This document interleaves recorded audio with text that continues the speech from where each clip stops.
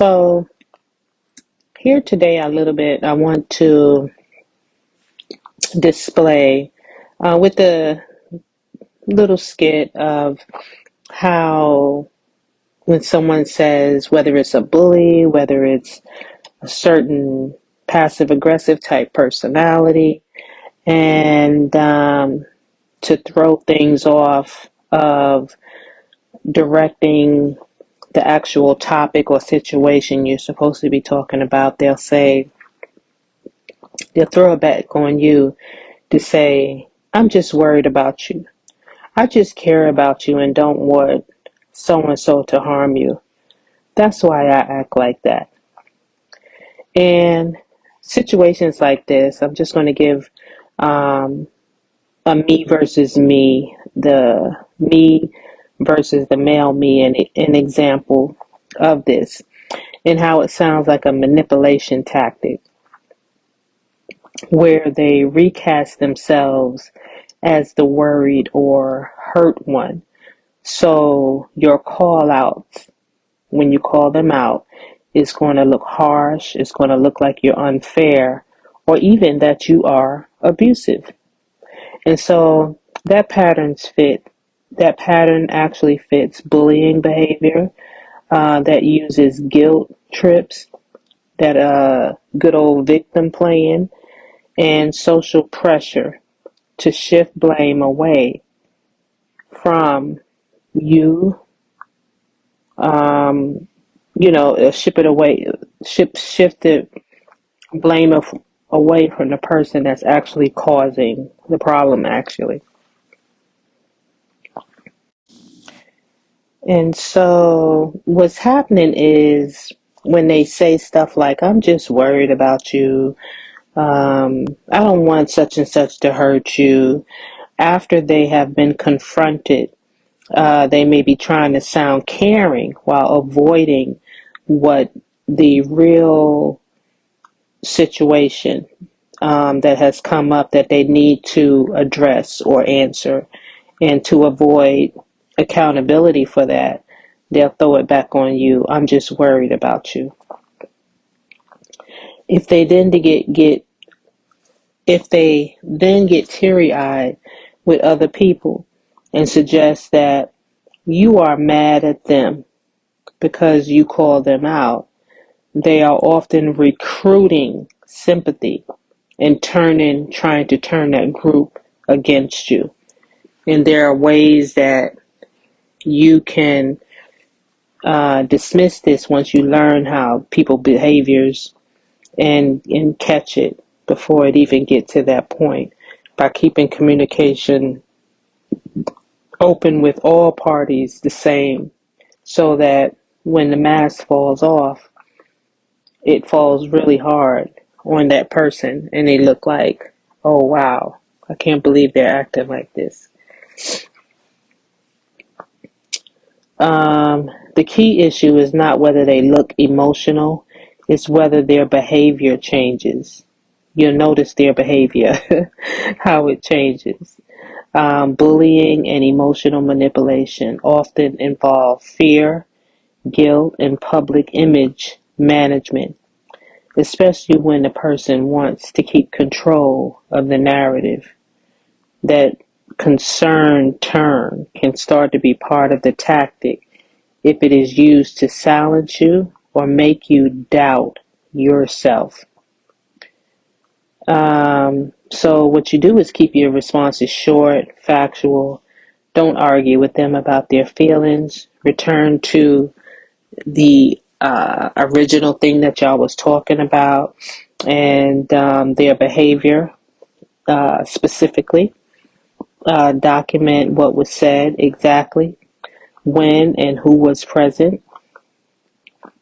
Use one sentence like, I'm addressing the behavior. I'm not attacking you, right? Um, if they try to involve others, repeat. I'm open to a direct conversation about the issue I raised. And I'm not upset for no reason.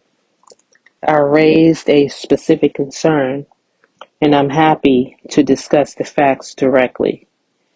And this type of thing keeps you calm, avoids the emotional trap, and puts the focus back on the behavior rather than their performance. All right. Okay, this one is some of us can relate to. It's like a potluck of passive aggression. And the metaphor is going to be contributing to a shared responsibility. So the storage unit becomes a potluck, and I'm going to offer a crucial item, the table, that benefits everyone. But you are also paying for it, the effort, the cost.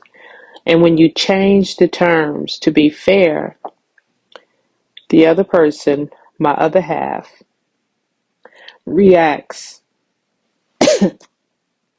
with a concern and plays the victim. Okay, so here we go. Isn't it funny how people want you to be the solution to all their problems, right up until you ask them to be a part of the solution? So,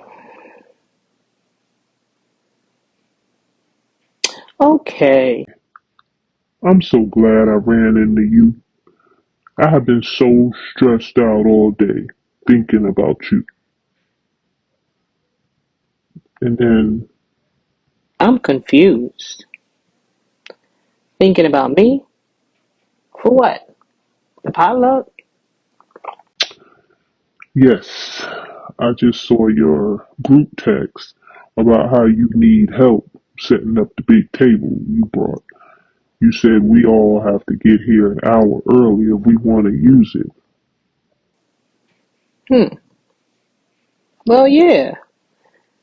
I lugged that massive folding table on my own, which I'm paying a rental fee for, mind you, and I'm setting it all up.